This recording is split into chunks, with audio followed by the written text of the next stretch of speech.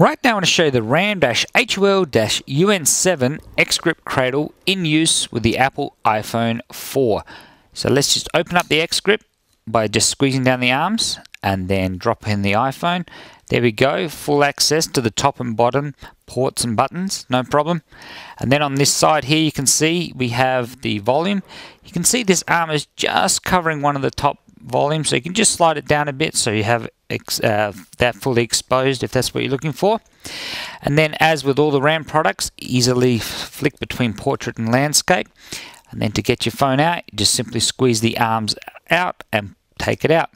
So that's the RAM-HOL-UN7 X-Grip Cradle in use with the Apple iPhone 4.